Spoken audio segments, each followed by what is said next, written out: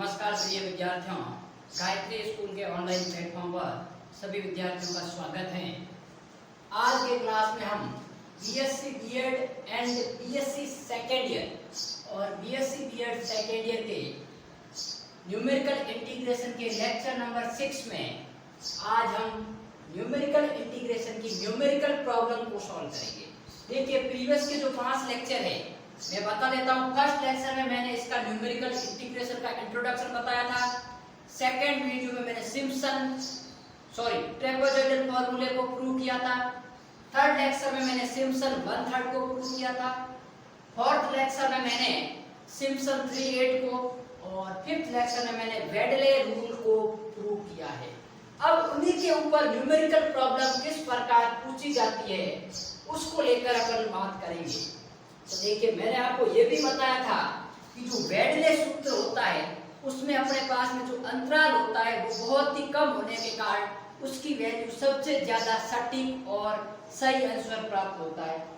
अब देखिए, कई बार तो क्वेश्चन में लिखा हुआ आता है कि आपको इस सूत्र की सहायता से करना है और कई बार आपको लिखा हुआ नहीं आएगा कि कौन से सूत्र से करना है। तो देखिए, मैंने आपको कहा था 4 बातें आपको ध्यान रखनी है। सबसे पहला रूल है ट्रेपेजॉइडल रूल।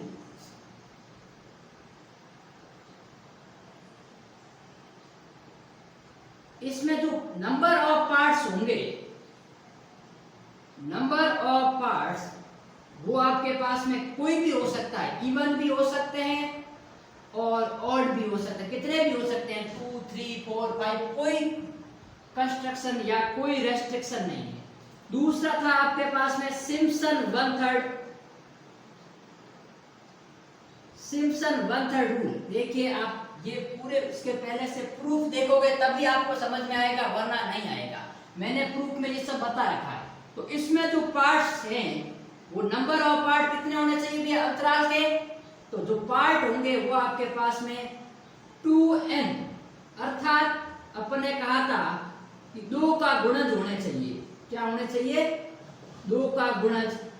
और थर्ड था अपना सिम्पसन 3/8 रूल। उसमें जो नंबर ऑफ पार्ट्स है वो आपके पास में 3 के गुणज होने जरूरी है। 3 के गुणज अर्थात 3n। और लास्ट था अपना वेडल्स या वेडले जिसको बोलते हैं, उसमें अपने जो नंबर ऑफ पार्ट्स थे वो 6 के गुणज।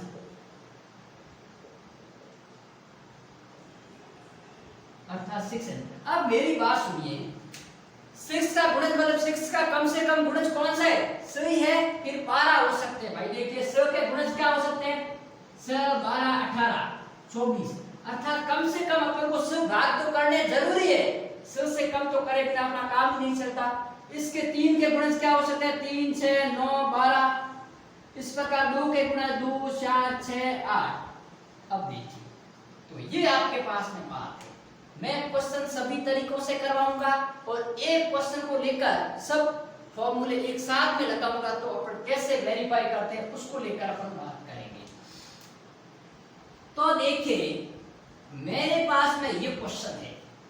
क्वेश्चन लिखा हुआ है e की पावर 0 = 1, e की पावर 1 = 2.72 और ये सो ऑन वैल्यू लिखी हुई है। और कहा गया है इंटीग्रेशन नंबर 0 से cos e की पावर x dx का मान ज्ञात करना है। और मान कैसा? संख्यात्मक समाकलन ज्ञात करना है तथा इसकी सही मान से तुलना करनी है कि कितना एरर आ रहा है। अब देखिए, उसने नहीं कहा है कि आपको ट्रेपेजॉइडल लगाना है या सिम्पसन लगाना है। तो देखिए, इस क्वेश्चन को मैं स्टार्टिंग के 2 फॉर्मूलों से करूंगा।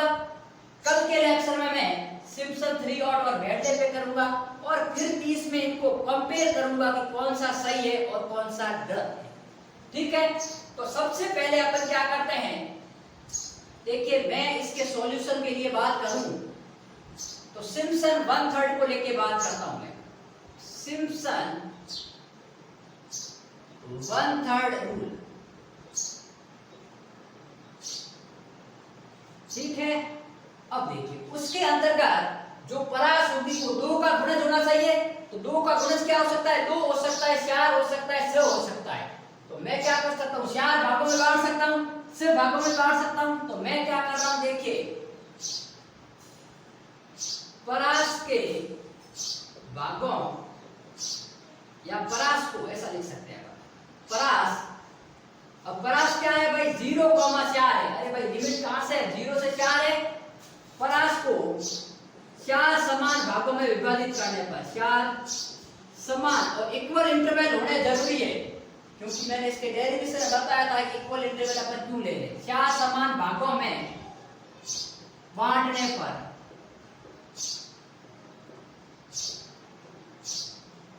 अब देखिए, तो आपके पास में जो अंश का मान आएगा वो 4 - 0 अपॉन भाग कितने कर रहे हैं 4, तो 4 का भाग देंगे तो अंश का मान आ गया 1। जितने भाग में डिवाइड करेंगे उसका अपन भाग दे देंगे। तो 4 समान भागों में बांटने के लिए मैंने क्या किया, अपर लिमिट में से लोअर लिमिट को घटा के 4 का भाग दे दिया, तभी तो 4 भाग हो गए। देखिए 4 भाग कैसे हुए, सबसे पहली वैल्यू 0, फिर 1, फिर 2, फिर 3 और फिर 4। अब देखिए ये 1 भाग, ये 2 भाग, ये 3 भाग और ये 4 भाग, और नंबर ऑफ टर्म्स कितने होंगे n+1, अर्थात 4 + 1 5, तो 1 2 3 4 5। ठीक है, तो टोटल कितने भाग हो गए 4, और इन सबके मध्य अंतर कितने का है 1 का अंतर है, क्योंकि अंश का मान 1 आया है। ठीक है, तभी तो 0 के बाद 1 आया, 1 के बाद 2 आया। ये किसकी वैल्यू को रिप्रेजेंट कर रहा है x0, ये x1, ये x2, ये x3 और ये x4। ठीक है, उसके कॉरस्पॉन्डिंग फंक्शन क्या होगा, y0, y1, y2, y3 और y4। ठीक है, तो अब मेरी बात सुनिए, तो y0 का मान अपन को दे रखा है, तो अब मैं लिख देता हूं y0 का मान आपके पास में क्या आ गया 1 आ गया।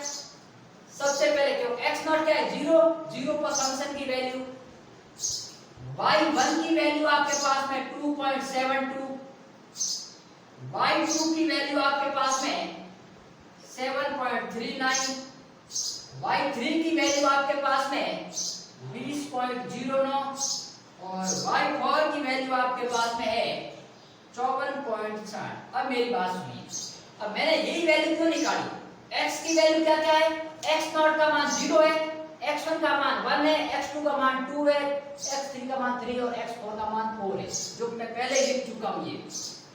ठीक है, अब मेरी बात सुनिए, सबसे पहले पर सिम्पसन 1/3 रूल, तो देखिए by Simpson 1/3 rule, by Simpson 1/3 rule. अब मेरी बात सुनिए, सिम्पसन 1/3 रूल से तो इंटीग्रेशन अगर 0 से 4 e⁻x dx का मान होता है वो h/3 होता है इनटू प्रथम कोटि प्लस अंतिम कोटि का योग y0 + yn प्लस 4 टाइम विषम कोटि और प्लस 2 टाइम सम कोटि, यही तो होता है, ये अपन ने पढ़ा था। अब मैं लास्ट टर्म क्या ले रहा हूं 4 ले रहा हूं, तो अपने लास्ट टर्म क्या आ गया 4, क्योंकि लास्ट कहां तक चल रहा है 4। अंतिम पद क्या है y4 है आपके पास में। ठीक है, एक बार फॉर्मूले को वेरीफाई कर लेते हैं, y0 + 4 y1 y3 आपके पास ऑल राइट। ठीक है, अब आप कहोगे सर आपने सिम्पसन ही क्यों लगाया, देखिए मैं सब तरीके से करवाऊंगा आपको, स्टार्ट से कर रहे हैं, पहले सिम्पसन लगाया है फिर अपन ट्रेपेजॉइडल लगाएंगे, क्योंकि देखिए मुझे रेंज है वो 0 से 4 तक दे रखी है, तो 4 भागों में तोड़ सकता हूं। ठीक है, और 4 किसके गुणज में आ रहा है, या तो ट्रेपेजॉइडल में आता है या सिम्पसन 1/3 में आता है। इसमें भागों की संख्या 3 6 9, 4 नहीं आ रहे, इसमें भी 4 नहीं आ रहे, तो या तो सिम्पसन लगेगा या ट्रेपेजॉइडल लगेगा। हालांकि आप इसमें 5 भागों में भी तोड़ सकते हो, 6 भागों में भी तोड़ सकते हो, लेकिन वो अपन बाद में जैसे जैसे क्वेश्चन को लेकर आगे बढ़ेंगे अपन और पार्टीशन करते जाएंगे। ठीक है, तो पहले मैं इसको सिम्पसन 1/3 से कर रहा हूं, तो h/3 तो 1/3 y0 का मान 1 + y4 54.60 प्लस 4 टाइम्स y1 का मान 2.72 और y3 20.09 और प्लस 2 टाइम इनटू y2 का मान है 7.39। अब मेरी बात सुनिए, ये हो गया 1/3, इसको अपन कह सकते हैं 55.60, ठीक है। और देखिए मैं इसकी वैल्यू लिखूं तो इसको टोटल ऐड करेंगे तो क्या होगा, 20 और 2 22, 22.80, तो 4 × 22 पॉइंट लगभग 79 होता है, लेकिन अपन 89 कर लिख सकते हैं। और ये हो गया आपके पास देखिए 17.78, ठीक है। अब मेरी बात सुनिए, इन सबको अपन ऐड करेंगे तो ये होगा 1/3 इंटू आपके पास में 161.62, अर्थात आंसर आएगा आपके पास में 53.8733, ठीक है। 53.8733 आपके पास में आंसर आ रहा है। अब मेरी बात सुनिए, ये तो इसका आंसर आ रहा है, क्योंकि ये आपको मल्टीप्लाई करना है, इसको ऐड करके 4 से मल्टीप्लाई करोगे और तीनों को जोड़ोगे, ये वैल्यू आएगी और फिर 3 का भाग दे देंगे। अब मेरी बात सुनिए, अपन को क्या कहा है कि सही मान से तुलना कीजिए, तो सही मान अपन इसका ज्ञात करते हैं। तो देखिए सही मान, तो सही मान कैसे ज्ञात करेंगे, सही मान बराबर इंटीग्रेशन ओवर 0 से 4 e की पावर x dx। अब e की पावर x का इंटीग्रेशन e की पावर x ही होता है, तो ये हो गया e की पावर x इंटू 0 से 4, तो इसकी वैल्यू होगी e की पावर 4 माइनस e की पावर 0। e की पावर 4 की वैल्यू 51.60, तो ये हो गई 51.60 माइनस e की पावर 0, e की पावर 0 की वैल्यू 1, तो ये हो गया 1। तो एक्यूरेट आंसर आना चाहिए 53.60, लेकिन अपना आंसर कितना आ रहा है 53.8733। तो अब देखिए त्रुटि कितनी आ रही है, एरर, तो यहां मैं एरर निकालता हूं। तो देखिए एरर अपने पास में क्या आएगा, practical value minus accurate value. तो देखिए प्रैक्टिकल वैल्यू कितनी है 53.8733 माइनस 53.60 बराबर आ रहा है 0.2733। ये अपने पास में जो है वो एरर आ रही है, ठीक है। तो ये था सिम्पसन 1/3 रूल, जिसमें अपन ने 2 भागों में बांट सकते हैं। मेन अपना यही तो टर्म है कि जब ट्रेपेजॉइडल से कर रहे हैं तो कितने भागों में भी बांट सकते हैं, अपने पास में फुल छूट है। लेकिन सिम्पसन से करेंगे या तो 2 भागों में बांट सकते हैं, या 4 भागों में, या 6 भागों में, या 8 भागों में। और सिम्पसन 3 से करेंगे तो 3 6 9 12, और इसमें 6 12 18 और 24। तो ये तो एरर इससे आया है आपके पास में। अब यदि मैं इसको ट्रेपेजॉइडल से करूं, क्योंकि ट्रेपेजॉइडल में अपन कितने भी भागों में बांट सकते हैं, तो मैं 4 भागों में मैंने बांट रखा है, इसी को मैं ट्रेपेजॉइडल से करता हूं।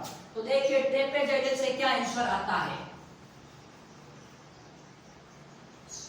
उसमें देखिए भागों की संख्या कुछ भी हो सकती है। तो देखिए मैं यहां लिख रहा हूं बाई ट्रेपेजॉइडल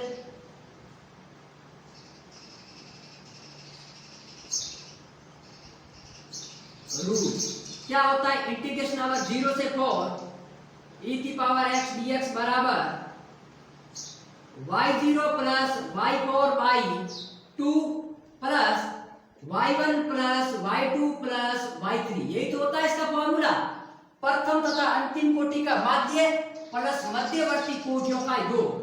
यही आपके पास में देखिए फॉर्मूला होता है। तो मैं क्या करता हूं, y0 का मान 1 प्लस 54.60/2